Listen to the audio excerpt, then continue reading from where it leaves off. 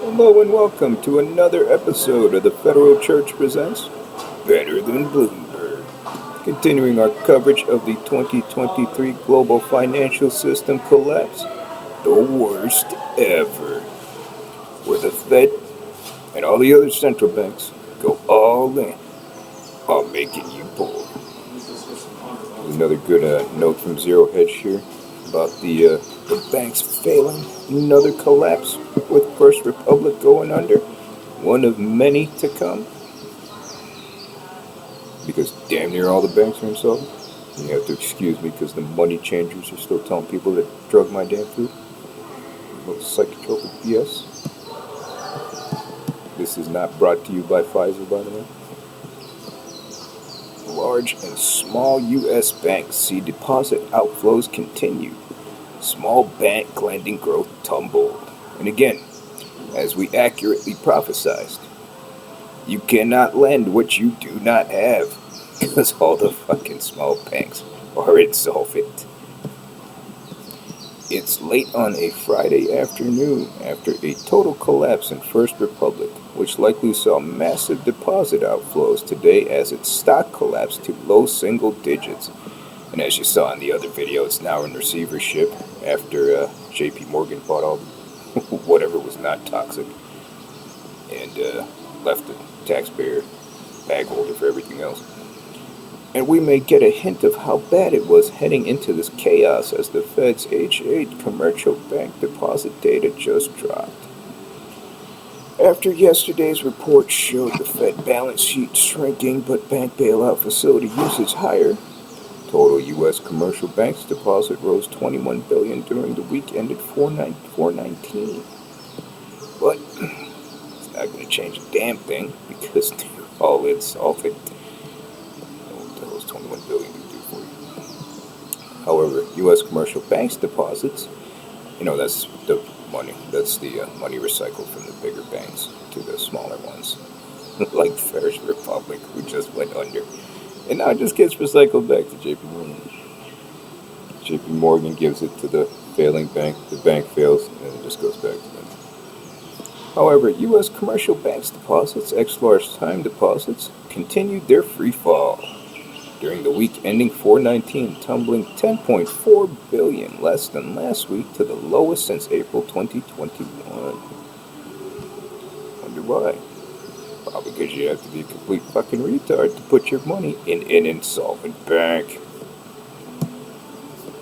And they're all damn near insolvent. However, U.S. commercial bank deposits, ex-large time deposits. Oh wait, that's what we just got.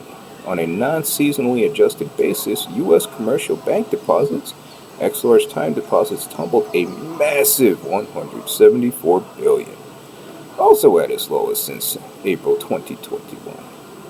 Oh, this would be another good time for some humble pie, except I did not go get any today. But it's damn good with the side of bank failure. Brought to you by the divine right of prophecy from the Reverend here. Reverend.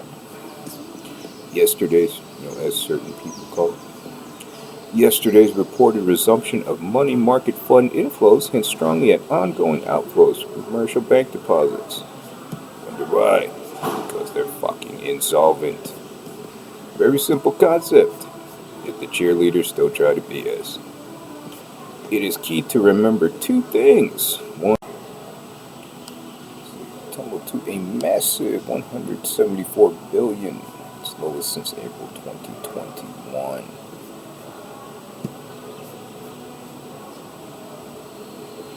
Yesterday's reported resumption of money market fund inflows hints strongly at ongoing outflows from commercial bank deposits.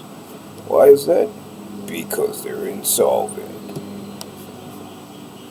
It's key to remember two things. One, the deposit data is a weak lag to the money market flow data, and two, it's tax time and total deposit outflows are likely driven by corporate tax payment demands. Call BS on that one, because they can avoid all those taxes pretty damn easily. Both large and small U.S. banks saw outflows last week, while foreign banks saw inflows. Wonder why? Because all the fucking banks are insolvent. You got every fucking mind to keep your money there. Small banks saw the largest outflows. Large banks, negative 2.43 billion. Small banks, negative 7.94 billion. Foreign banks, plus 0.0728 billion. And on the other side of the ledger, commercial bank lending rose 15.08 billion in the period, after increasing 13.8 billion in the prior week on a seasonally adjusted basis. On an unadjusted basis, loans and leases rose 20.9 billion after 2 weeks of loan contractions. Don't forget, they're printing shitloads of money, and that will spark more inflation, making you poor.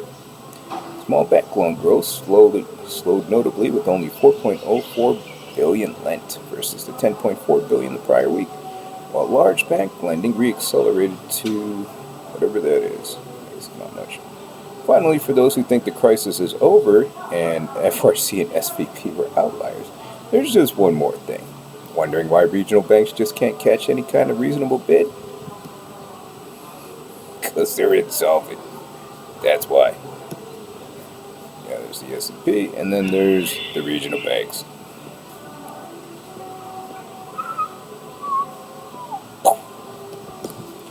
It's simple. As we detailed previously, as far back as November, as long as we are above the reserve constraint level for small banks, there is stability courtesy of the Fed's massive reserve injection, or massive money printing, making you poor.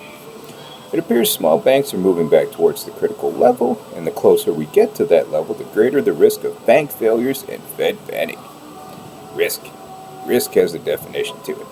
The word he's looking for is certainty. Because they're fucking insolvent. And they only get more insolvent by the day with the dipshit trade and their toiletries. As we discussed in previous videos. Finally, we remind readers this data does not include the week's potential problems, as the deposit and loan data is lagged by a week. It gets worse.